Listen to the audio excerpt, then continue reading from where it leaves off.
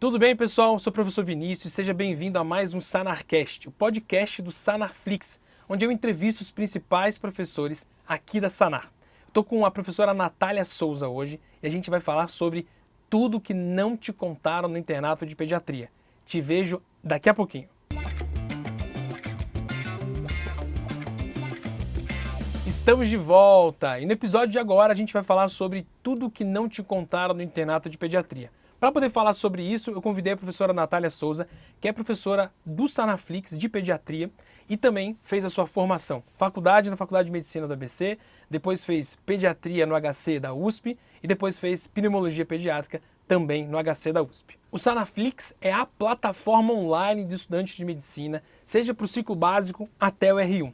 Com mais de 2.500 aulas, mais de 1.400 materiais complementares, mais de 150 mil questões, você vai tirar 10 na faculdade de medicina. Aproveita e testa lá 7 dias grátis em sanarflix.com.br.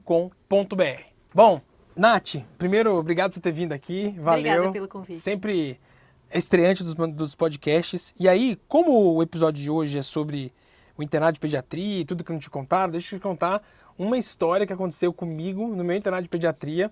Manga. E aí que foi muito engraçada. Foi o seguinte, ó. Eu fiz Federal do Espírito Santo, né? Então lá, o internato de pediatria era o mais puxado que tinha. Porque clínica médica era meio uma várzea, cirurgia estava sempre em greve e GO era muito ambulatório. Caramba. Aí, o de pediatria era assim, nossa, internato de pediatria vai ser muito bom, não sei o quê. Aí, o meu primeiro plantão noturno foi no internato de pediatria. E tinha uma enfermaria de umas 20 crianças, tava a médica-chefe lá e tava eu. Só que aí, o que não me contaram nesse internato de pediatria é o seguinte, que era um internato de verdade, noturno, um plantão noturno é importante, ou seja, tinha que ficar acordado a noite toda. Aí foi dando 7h30, né, tinha uma criança com dengue, tinha que ficar avaliando, a gente fazia lá na época muito osmose, osmolitória urinária, né, para poder ver como é que tava. E aí tinha que ficar fazendo de hora em hora, porque a gente não tinha esse laboratorial rápido. E aí foi dando 7h30, 8h30, 9h30, 10h30, começava às 5 horas da tarde o plantão até outro dia de manhã cedo. Cara, foi me dando uma angústia que 11h30 da noite, cara, e ela não vai parar. E eu falava assim, cara, essa mulher não vai parar e nada de parar. A gente não vai e meia-noite e meia, e a gente não vai comer. Aí que eu acho que eu peguei meu trauma de comer, entendeu? Tipo assim, coma porque você não sabe se vai ter alguma coisa. A angústia de Exato. não saber quando vai ser a próxima Não vai saber. refeição, né? E Às aí, vezes começa no internato isso. 11h30 da noite, chegou uma criança, pro meu desespero. Nossa. E eu não sabia. Aí, interno, né, fui fazer toda a anamnese, todo mundo cansado, perguntando as coisas. Então, ali eu aprendi que era plantão noturno dado com pediatra, entendeu? E acho que na residência a gente enfrentou também muito isso, né? Pediatra é um cara que fica ali em cima o tempo inteiro, entendeu? Fica em cima, fica checando, faz as admissões, aí conversa é sem fim, né? Exatamente. Exatamente. Chega um pai, chega uma tia, chega uma avó, chega a enfermagem, chega a criança. E você tem alguma história maluca dessa de internato de pediatria, Nath? Lá na Faculdade de Medicina da ABC, o internato de pediatria era mais tranquilo, não era dos mais pesados. E a gente não tinha, na época que eu fiz, uma carga horária muito grande de pronto-socorro. Então, histórias de pronto-socorro, assim, não muitas. Mas eu lembro da neonatologia. A gente tinha uma carga de neo boa e a gente tinha uma carga de ebiatria boa. Porque a ABC tem um serviço muito grande de ebiatria. Então, eu lembro desses dois contextos. De plantão na neonatologia, que foi aonde eu tomei contato com mini nenéns, né? Não é muito delícia, né? Sim. Eles são muito pequenininhos. E também de ter que tirar histórias de contextos sociais difíceis. Então, a mãe drogadita, com sorologias diferentes, o neném que depois vai ser deixado para adoção. Então, teve esses contextos sociais que eu acho que foram desafiadores e que eu não tinha entrado em contato em outras situações. E o outro lado da ebiatria, que é uma especialidade ambulatorial, né? Sim. Teve bastante contato com adolescentes e como que você conversa, e como é que vê estadiamento puberal de um adolescente, que é sempre aí uma questão para quem está começando a prática médica. Porque depois, quando você é médico... Exato, né? Que eu acho que é quando, imagina, você chegar no consultório, Aí tem um adolescente que tá morrendo de vergonha, então de 12, 13 anos, que você vai fazer tanner nele para poder verificar, então, exatamente, é horrível, volume né? testicular, tamanho peniano. Então, isso pra gente naquela época que a gente estava começando a fazer prática médica, era tipo, nossa, mas eu entendo a sua vergonha e eu também tenho um pouquinho de vergonha, sim. mas a gente vai ter que ver aqui. E depois... Mas você lidava Isso como aí. com isso? Porque eu lembro dos meus colegas, tipo assim, todo mundo era muito sério, e todo mundo era meio que um assunto velado, ninguém falar disso, entendeu? Ninguém Tipo, falava sobre é igual o isso. GO também, que É. tudo bem no tema do podcast, mas também se fala assim, caramba, né, velho? Você tá aqui, tem uma pessoa que tá Tá aí, tirando, se despindo na sua frente. aberta pra você. Exatamente. Como é que vocês lidavam com isso lá? Então, lá eu acho assim, eu tive um grupo de internato misto, homens e mulheres, né? Aham. Isso variava de acordo com o ciclo que a gente estava passando. Se eu não estou enganada, nessa época da ebiatria, era um grupo mais de meninas. Então, assim, a gente falava, né? Mulheres falam, eu não sei se vocês homens sabem disso, mas a gente fala, né? Sobre questões que a gente tem vergonha. Aham. Então, eu sempre fui uma médica, postura de médica mais séria também. Então, assim, eu não deixava em aberto. Eu falava, vamos então ver os genitais. E tipo, você pode, por favor, abaixar pra gente ver? E aí, se ele tinha muita vergonha, a gente tem os nossos recursos de fazer tanner indireto, né? Que você dá as imagens Ah, sim, e perfeito. o paciente aponta Aham. onde que ele acha que ele tá, né? Ah, que legal. Então, também tem isso, tem essa possibilidade. Mas...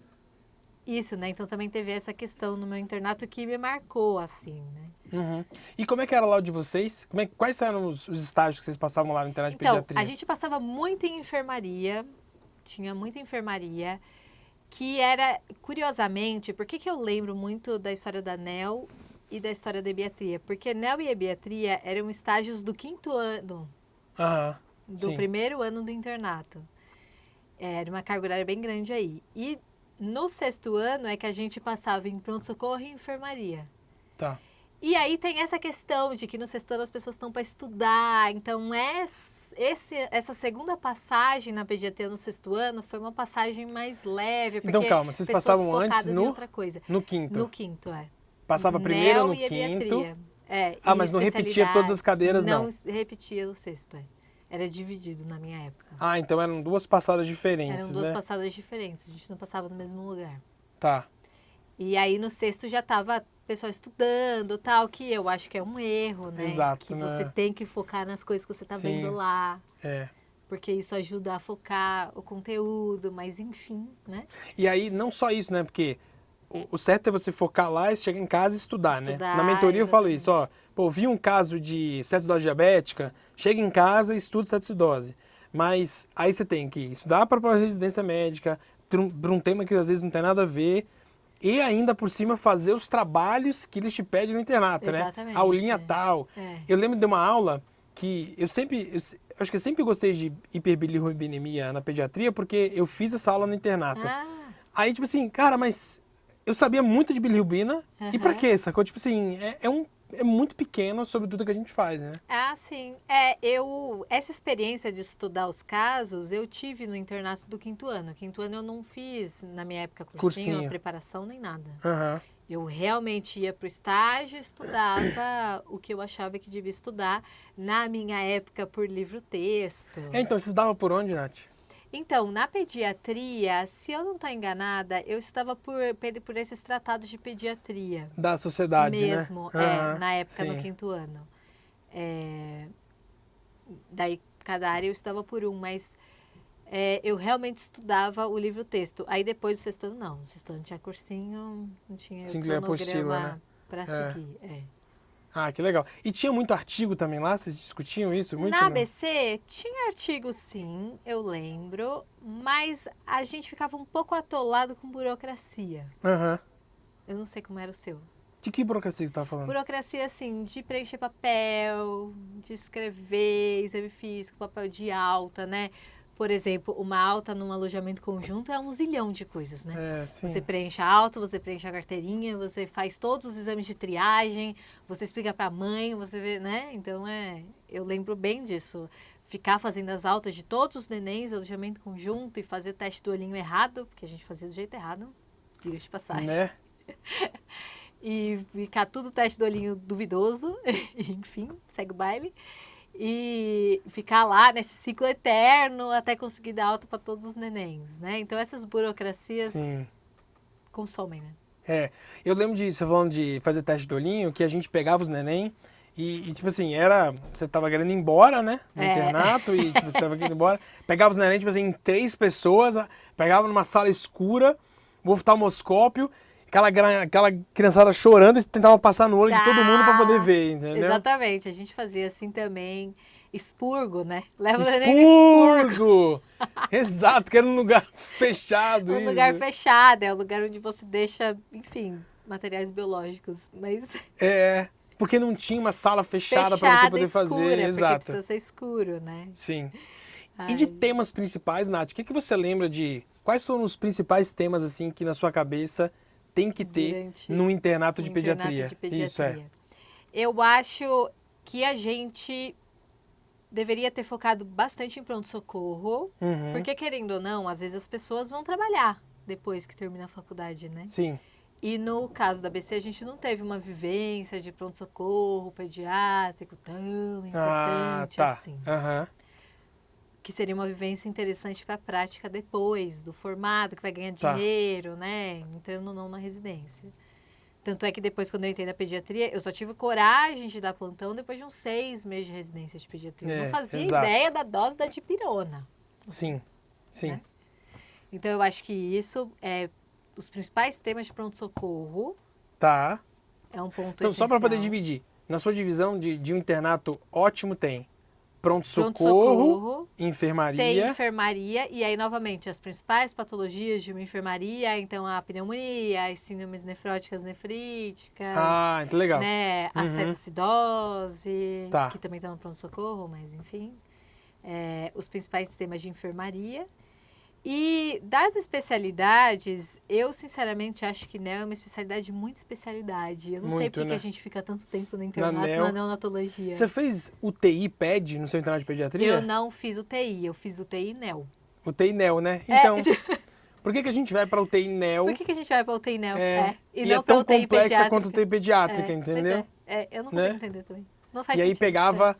E aí, não sei como que você era lá, mas assim, depois até você fala... Tinha uma hierarquia que você era o último cara da jogada. O último. Então tinha o R4 de NEO, o R3 de NEO, o R2 de pediatria, o R1 de pediatria. E aí tinha você interno. Então, assim, eu coletava as bilirrubina, entendeu? As mãozinhas. Só de umas crianças de 1,2 kg, entendeu? Não tinha sentido algum. Eu fazia burocracia, assim, preenchia papéis e dava alta. Era basicamente isso que eu fazia. E fazia companhia, né? Porque o interno, ele faz companhia para as pessoas também. E busca café. O papel que ninguém fala sobre o interno. Exato. É buscar café, é organizar quem que vai jantar, porque o interno tem fome. Exato, né? Sim, sempre tem fome. É ver onde vai dormir. Isso. O residente está lá, você fica lá do lado e dá uma conversada, porque coitado, né? Né? E como é que era... Como que você aprendeu pediatria no internato, assim? Eu não vou falar pediatria porque a gente está no episódio de pediatria, mas como é que você aprendeu medicina no seu internato, assim? Onde que foi os estados que você teve que te chamou muita atenção? Eu tive trocas importantes com os pais e com os pacientes. Na verdade, eu acho que no final das contas, isso foi o que levou eu a fazer pediatria, porque eu sempre falo que eu gostava dos pacientes, né? Que eu acho que criança como paciente é muito melhor do que um adulto como paciente. Sim. E não tem quem diga o contrário, porque adulto é chato. Então, eu acho que essas trocas, para mim, foram importantes no final das contas, para a decisão da especialidade e também para aprender, né? E a gente usa as trocas como aquilo que a gente falou. Seria importante se você estudasse o caso que você viu. No seu internato, isso seria importante para você fixar com esse caso clínico. Então, eu acredito muito em casos clínicos como uma forma de fixar isso. Pessoas reais como uma forma de fixar conhecimento, impressões. Agora, tem muito aluno aqui que é de faculdade distinta. Então, o que eu fico às vezes... e o Sanafix resolve um pouco isso, que é... trazer aquilo que ele deveria saber, igual você trouxe, né? Então, no pronto-socorro, o que ele tem que ver? Ele tem que ver pneumonia, criança com pneumonia. Não é aquela pneumonia derramada que, pelo amor de Deus, tem que drenar, igual uma bronquiolite obliterante. Não é isso, não. É pneumonia normal. Pneumonia normal.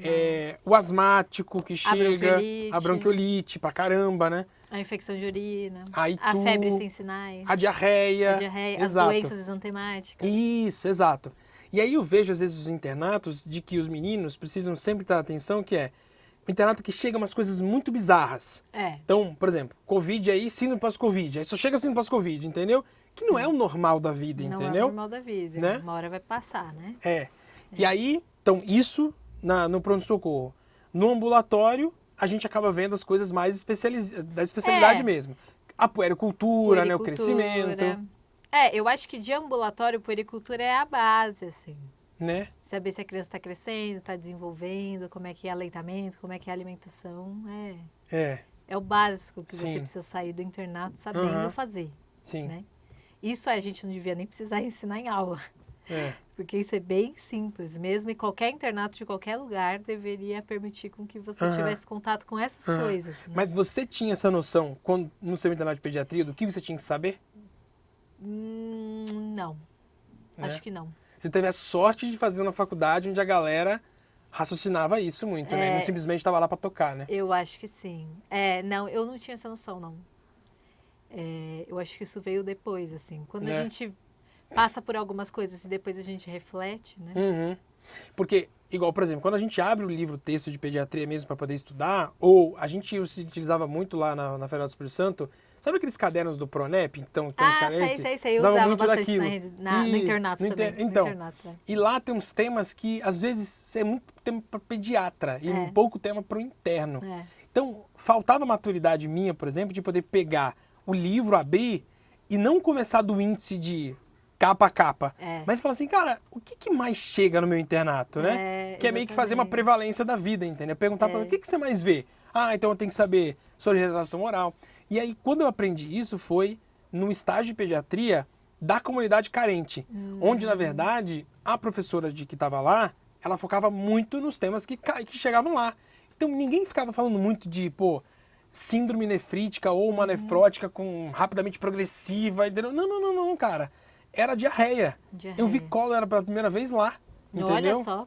Coqueluche. Sacou? Tipo, eu lembro dela. Da época da coqueluche. Eu lembro dela me perguntando qual era o patógeno da coqueluche. Eu não sabia que era Bordetella pertussis. E aí ela falou assim: pô, Vinícius, você precisa saber qual que é o patógeno da coqueluche, né, cara? E eu falei, mas eu sabia outras coisas e não sabia coisa tão básica que era o que chegava o tempo inteiro lá, entendeu? Esse é o segredo. Sífilis neonatal. Esse é o segredo do internato, é você pescar o que tem de mais prevalente. Sim. Que vai ser o mais prevalente depois, mais pra frente, né?